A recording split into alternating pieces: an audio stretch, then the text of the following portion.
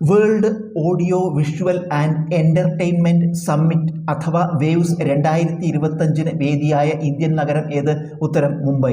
World audio visual and entertainment summit അഥവാ waves 2025 വേദിയായ Indian നഗരം ഏത്? ഉത്തരം മുംബൈ. അനുമതികൾ, ലൈസൻസുകൾ, അംഗീകാരങ്ങൾ എന്നിവ നൽകാനായി പ്രവാഹ് പോർട്ടൽ ആരംഭിച്ച സ്ഥാപനമേത്? ഉത്തരം ഭാരതീയ റിസർവ് ബാങ്ക്. അനുമതികൾ, ലൈസൻസുകൾ, അംഗീകാരങ്ങൾ എന്നിവ നൽകാനായി പ്രവാഹ് പോർട്ടൽ ആരംഭിച്ച സ്ഥാപനമേത്? ഉത്തരം ഭാരതീയ റിസർവ് ബാങ്ക്. നക്സലിസം, മാവോയിസം എന്നിവയെ തുടച്ചു നീക്കാൻ ലക്ഷ്യമിട്ട് കേന്ദ്ര ആഭ്യന്തര മന്ത്രാലയം തുടക്കമിട്ട സംരംഭമേത്? ഉത്തരം ഓപ്പറേഷൻ കാഗർ. നക്സലിസം, മാവോയിസം എന്നിവയെ തുടച്ചു നീക്കാൻ ലക്ഷ്യമിട്ട് കേന്ദ്ര ആഭ്യന്തര മന്ത്രാലയം തുടക്കമിട്ട സംരംഭമേത്?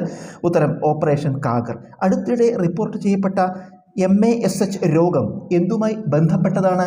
ഉത്തരം ഫാറ്റി ലിവറിൻ്റെ ഗുരുതരാവസ്ഥ. അടുത്തിടെ റിപ്പോർട്ട് ചെയ്യപ്പെട്ട MASH രോഗം എന്തുമായി ബന്ധപ്പെട്ടതാണ്? ഉത്തരം ഫാറ്റി ലിവറിൻ്റെ ഗുരുതരാവസ്ഥ. ഇക്കോ ടൂറിസം പദ്ധതിയെ പരിസ്ഥിതി പ്രവർത്തകർ എതിർത്ത നോംഖില്ലം വന്യജീവി സങ്കേതം ഏത് സംസ്ഥാനത്താണ്? ഉത്തരം മേഘാലയ. ഇക്കോ ടൂറിസം പദ്ധതിയെ പരിസ്ഥിതി പ്രവർത്തകർ എതിർത്ത നോംഖില്ലം വന്യജീവി സങ്കേതം ഏത് സംസ്ഥാനത്ത്? ഉത്തരം മേഘാലയ.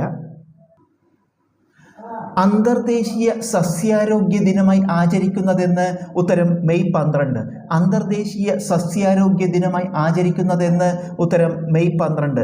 കേന്ദ്ര സർക്കാർ ആയുർവേദ ദിനമായി പ്രഖ്യാപിച്ചതെന്ന്? ഉത്തരം സെപ്റ്റംബർ 23. കേന്ദ്ര സർക്കാർ ആയുർവേദ ദിനമായി പ്രഖ്യാപിച്ചതെന്ന്? ഉത്തരം സെപ്റ്റംബർ 23. ഇന്ത്യയിൽ ആദ്യമായി ജംഗിൾ സഫാരി ട്രെയിൻ അവതരിപ്പിച്ചത് ഏത് സംസ്ഥാനത്ത്? ഉത്തരം ഉത്തർപ്രദേശ്. ഇന്ത്യയിൽ ആദ്യമായി ജംഗിൾ സഫാരി ട്രെയിൻ അവതരിപ്പിച്ചത് ഏത് സംസ്ഥാനത്ത്? ഉത്തരം ഉത്തർപ്രദേശ്. 58ാമത് ജ്ഞാനപീഠ പുരസ്കാര ജേതാക്കൾ ആരെല്ലാമാണ്? 1 ഗുൽസാർ, 2 ജഗദ്ഗുരു രാമഭദ്രാചാര്യ. 58ാമത് ജ്ഞാനപീഠ പുരസ്കാര ജേതാക്കൾ ആരല്ല? ഉത്തരം 1 ഗുൽസാർ, 2 ജഗദ്ഗുരു രാമഭദ്രാചാര്യ. ഏതു രാജ്യത്തിൻ്റെ പേരിൻ്റെ അക്ഷരങ്ങളിൽ മാറ്റം വരുത്തുന്നതിനാണ് ഐക്യരാഷ്ട്രസഭ അംഗീകാരം നൽകിയത്? ഉത്തരം തുർക്കി. ഏതു രാജ്യത്തിൻ്റെ പേരിൻ്റെ അക്ഷരങ്ങളിൽ മാറ്റം വരുത്തുന്നതിനാണ് ഐക്യരാഷ്ട്രസഭ അംഗീകാരം നൽകിയത്? ഉത്തരം തുർക്കി.